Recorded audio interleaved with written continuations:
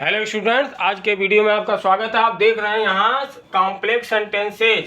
Complex sentence बनाना आपको सिखाया जा रहा है। इसमें सिंथेसिस में ये कॉम्प्लेक्स सेंटेंस बनाना आपको सिखाया जा रहा है।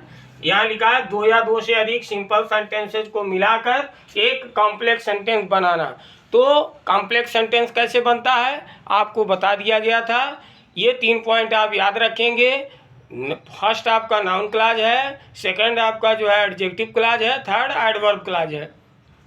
तो नाउन क्लॉज के माध्यम से कॉम्प्लेक्स सेंटेंस कैसे बनाया जाता है इसको हम पिछले वीडियोज में बता चुके हैं। आप लोग इस चीज़ को भली भांति जान चुके हैं कि नाउन क्लॉज के माध्यम से किस तरह से कॉम्प्लेक्स सेंटेंस बनाया जाता है। नाउन क्लॉज वाक्य में इसके जो है 5 फंक्शंस होते हैं। तो पांचों फंक्शंस जो हैं इनके बारे में बता दिया गया है, चर्चा हो गई है। अब हम देखते हैं सेकंड में, आइए use of adjective clause. Adjective clause के माध्यम से हम कॉम्प्लेक्स सेंटेंस बनाना आज आपको सिखाएंगे। ये बहुत ही आसान तरीका है क्योंकि इसमें जो है यूज ऑफ एडजेक्टिव क्लॉज, ये जो एडजेक्टिव क्लॉज है इसमें 2 मेथड है। पहला है रिलेटिव प्रोनाउन का प्रयोग,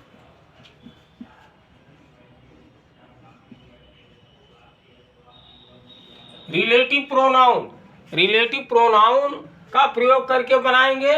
और दूसरा आपका है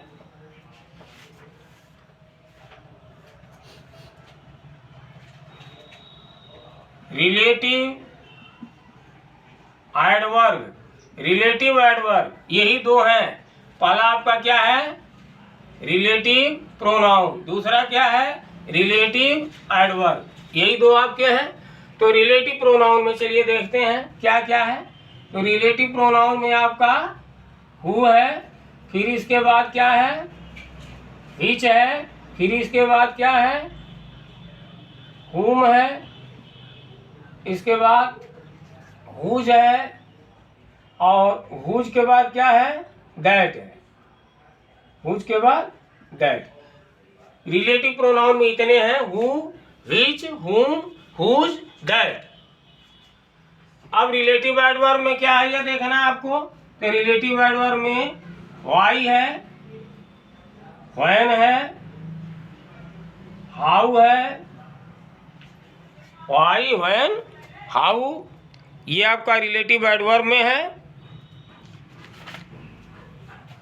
रिलेटिव एडवर्ब में व्हेन, व्हाई, अब यहाँ वेयर भी यहाँ हो जाएगा आपका ETC। ये आपके रिलेटिव एडवर्ब। तो हमको करना क्या है, ये देखना है कि जो रिलेटिव प्रोनाउन होते हैं इसमें हु है, विच है, हुम है, हुज है, दैट है। रिलेटिव एडवर्ब में कौन है व्हाई है, व्हेन है, हाउ है, वेयर है, ETC। तो अब देखना यह है कि पहले हम आपको रिलेटिव प्रोनाउन के बारे में बताएंगे। तो रिलेटिव प्रोनाउन के बारे में जो है आपको बता दें, रिलेटिव प्रोनाउन में कौन कौन है इसको समझ लीजिए। यहाँ रिलेटिव प्रोनाउन में हु है, तो हु का प्रयोग होता है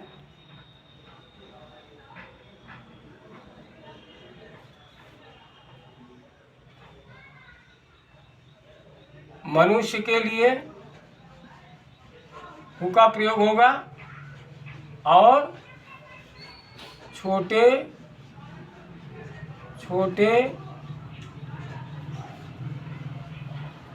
जानवरों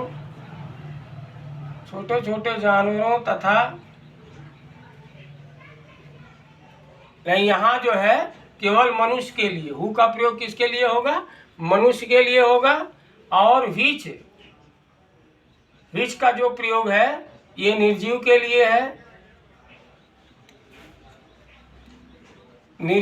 लिए है, और इसके बाद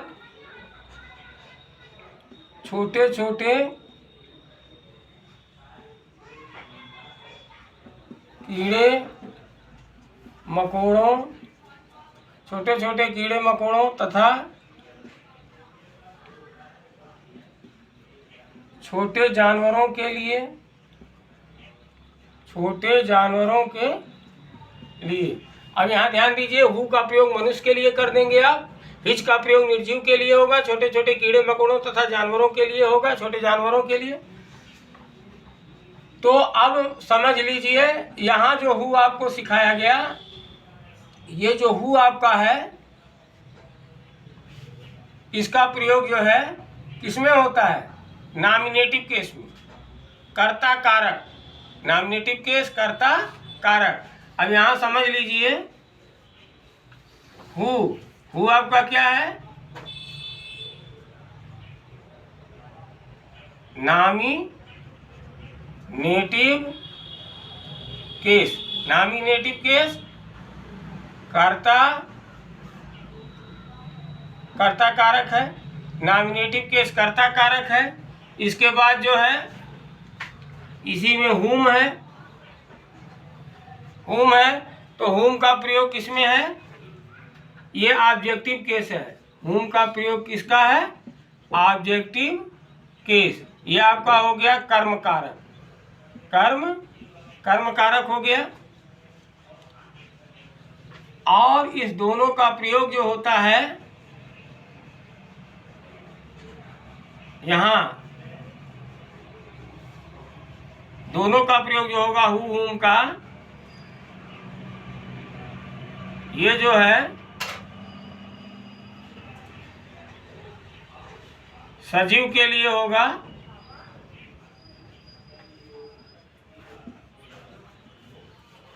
सजीव के लिए हो जाएगा हु हुम का प्रयोग।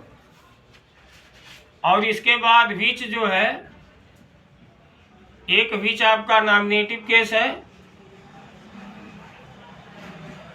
नॉमिनेटिव केस है मतलब कर्ता कारक। नॉमिनेटिव केस मतलब कर्ता कारक। इसके बाद फिर विच है, यही विच आपका जो है ऑब्जेक्टिव केस भी है। ये ऑब्जेक्टिव केस है तो कर्म कारक हो गया, कर्म कारक। ये आप विच का प्रयोग जो है समझ लीजिए निर्जीव के लिए। किसके लिए है? दोनों हिच का प्रयोग, ऑब्जेक्टिव केस वाला और नॉमिनेटिव केस वाला, ये निर्जीव के लिए है। किसके लिए? निर्जीव के लिए इसका प्रयोग है। अब देख रहे हैं बचा हुज। हुज बचा है तो हुज जो है, हुज का प्रयोग ये क्या है? हुज जो है पजेसिव केस है। ये पजेसिव केस आपका हुज है, मतलब संबंध कारक। संबंध कारक है। ये संबंध कारक आपका है। हुज क्या है? पजेसिव केस है, यह संबंध कारक है। इसका प्रयोग सजीव निर्जीव दोनों के लिए होता है। सजीव तथा निर्जीव, सजीव तथा निर्जीव दोनों के लिए हुज का प्रयोग होता है। सजीव निर्जीव दोनों के लिए हुज का प्रयोग होता है। इसके बाद बचा आपका दैट। दैट बचा तो दैट भी आपका जो है सजीव निर्जीव दोनों के लिए होता है। सजीव तथा निर्जीव, सजीव तथा निर्जीव दोनों के लिए, सजीव तथा निर्जीव दोनों के लिए इसका प्रयोग होता है। अब फर्स्ट हम रिलेटिव प्रोनाउन पढ़ा रहे हैं आपको, तो रिलेटिव प्रोनाउन पढ़ा रहे हैं तो रिलेटिव प्रोनाउन में देखिए कुछ सेंटेंस हैं। इसे पहला सेंटेंस आपका है, रिलेटिव प्रोनाउन में पहला सेंटेंस है there is a man. There is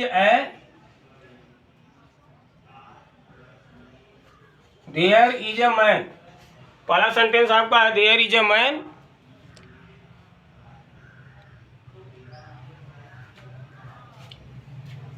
इसके बाद है he has been behind the bars। There is a man, he has been behind the bars। तो यहाँ आप देख रहे हैं दूसरे सेंटेंस में आप देख रहे हैं कि यहाँ ही का प्रयोग हुआ है। सजीव के लिए ही का प्रयोग होता है। जैसा कि आप जानते हैं ही का प्रयोग कहाँ होता है, पुरुष के लिए ही का प्रयोग होता है, सिंगल पर्सन के लिए ही का प्रयोग होता है, वो भी सजीव के लिए होता है। तो यहाँ ही का प्रयोग आप सब्जेक्ट के रूप में देख रहे हैं। तो सब्जेक्ट मतलब हो गया नॉमिनेटिव केस। सजीव में आइए, ही सजीव है तो सजीव में यहाँ आ जाइए। यहाँ देख रहे हैं सजीव के लिए क्या लिखा है, हु और हुम का प्रयोग सजीव के लिए लिखा हुआ है। हु और हुम का प्रयोग सजीव के लिए लिखा हुआ है। यहाँ देखिए हु और हुम का प्रयोग सजीव के लिए है। और यहाँ आप देख रहे हैं कि ये सब्जेक्ट के रूप में ही आया हुआ है।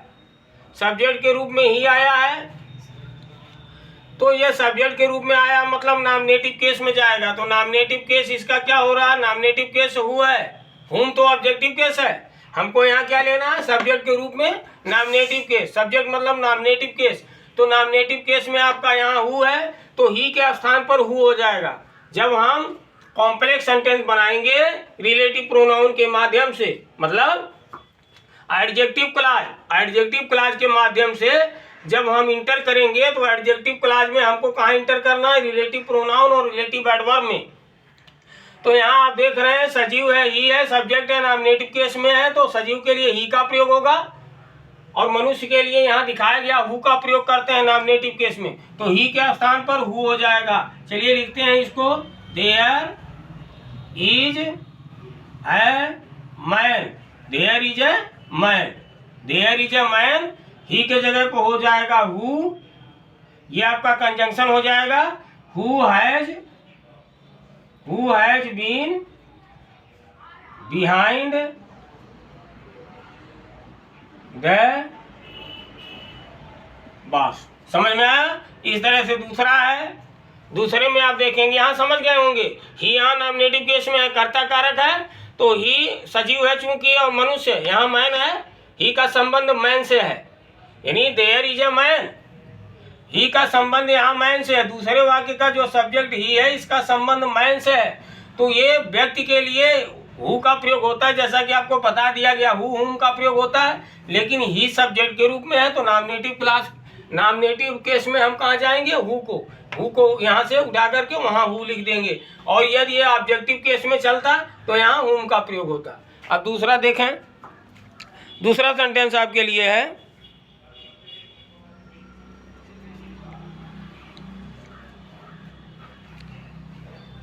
I caught a thief, I caught a thief, I caught a thief हो गया। इसके बाद दूसरा सेंटेंस है, police freed him, police freed him, police freed him. अब यहाँ आप देखिए I caught a thief, police freed him.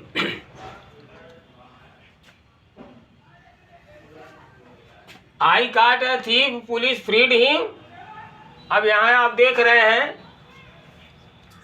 कह रहा कि मैंने एक चोर पकड़ा, पुलिस ने उसे स्वतंत्र कर दिया। मैंने एक चोर पकड़ा, पुलिस ने उसे स्वतंत्र कर दिया।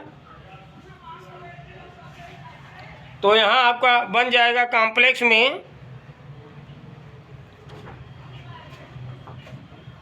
पुलिस ने एक चोर को स्वतंत्र कर दिया, पुलिस ने एक चोर को स्वतंत्र कर दिया जिसको मैंने पकड़ा था, जिसको मैंने पकड़ा था। तो अब यहाँ देखिए, पुलिस ने क्या किया, स्वतंत्र किया चोर को। पुलिस फ्रीड ए थीफ, ये हिम का संबंध है थीफ से है। तो अब चूंकि यहाँ पहले हमको लिखना है तो हम हिम नहीं लिखेंगे, ए थीफ लिखेंगे। हिम यहाँ से समाप्त हो जाएगा, क्योंकि हिम का काम कौन कर रहा है, थीफ। तो हम हिम नहीं लिखेंगे, चूंकि हिम प्रोनाउन है, ए थीफ नाउन है। तो फर्स्ट हम नाउन को देखते हैं, प्रोनाउन को नहीं। तो यहाँ हमको नाउन मिला है थीफ, क्योंकि सीधा दिखा रहा है कि मैंने एक चोर को पकड़ा, पुलिस ने उसे स्वतंत्र किया। किसे स्वतंत्र किया था, एक चोर को स्वतंत्र किया था, मुझे नहीं स्वतंत्र किया था। मैंने एक चोर पकड़ा, पुलिस ने उस चोर को स्वतंत्र किया, तो उसे स्वतंत्र किया अर्थात चोर को स्वतंत्र किया। तो यहाँ हो जाएगा पुलिस ने उसे स्वतंत्र किया नहीं होगा, पुलिस ने एक चोर को स्वतंत्र कर दिया जिसको मैंने पकड़ा था। तो हुम जिसको, अब चूंकि थीफ जो है किसको पकड़े थे? चोर को।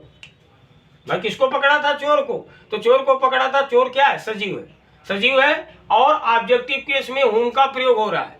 ऑब्जेक्टिव केस में किसका प्रयोग हो रहा है? हुम का प्रयोग हो रहा है, जिसको मैंने पकड़ा था। पुलिस फ्रीड है थी, पुलिस ने एक चोर को स्वतंत्र कर दिया जिसको मैंने पकड़ा था। हुम आई काट, हुम आई काट। अब यहाँ आप देख रहे हैं, प्रश्न ये है कि यहाँ हु का प्रयोग क्यों हुआ? हु का प्रयोग इसलिए हुआ क्योंकि वो व्यक्ति सजीव है। और दूसरी बात, हु का प्रयोग यहाँ क्यों हुआ?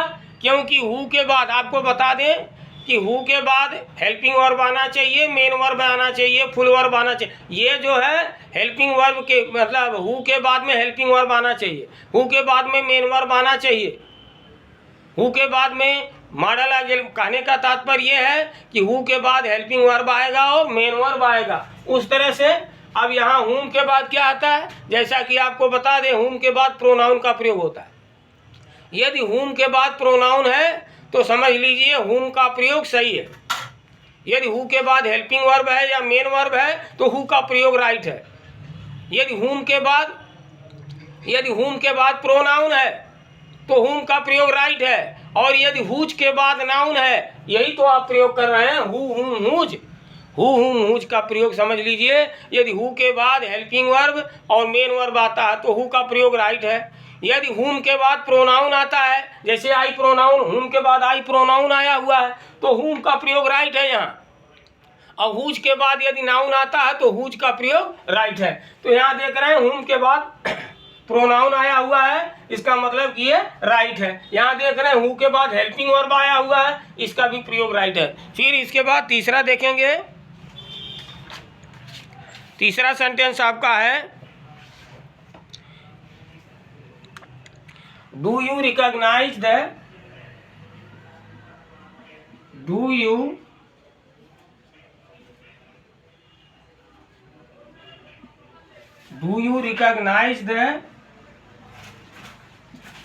Man? Do you recognise the man?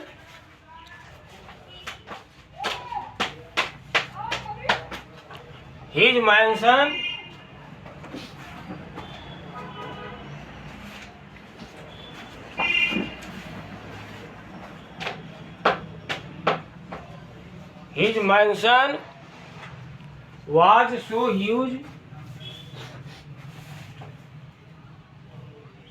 was so huge and expensive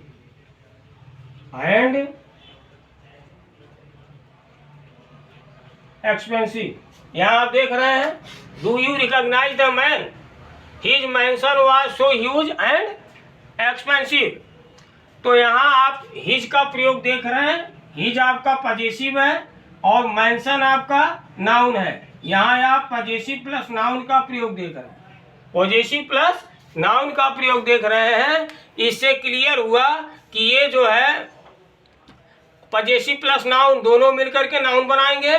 तो अर्थात ये क्लियर हुआ कि यहाँ जो भी आप प्रयोग में लाएंगे जिसको, इसके बाद नाउन दिख रहा है, हिज मैंशन नाउन दिख रहा है। तो यहाँ तो प्रोनाउन दिख रहा था, हुम लिखा गया। यहाँ हेल्पिंग वर्ब दिख रहा था तो हु लिखा गया। और यहाँ हिज मैंशन नाउन दिख रहा है, पजेसिव प्लस नाउन, ये नाउन दिख रहा है, अर्थात यहाँ हुज का प्रयोग होना चाहिए। और एक चीज और, जब हुज का प्रयोग करेंगे, ये जो पजेसिव यहाँ दिख रहा है, पहले जो पजेसिव नाउन से पहले जो पजेसिव दिख रहा है, जैसे ही हुज का प्रयोग करेंगे वैसे पजेसिव यहाँ से हट जाएगा। कैसे हटेगा देखिए, डू यू रिकॉग्नाइज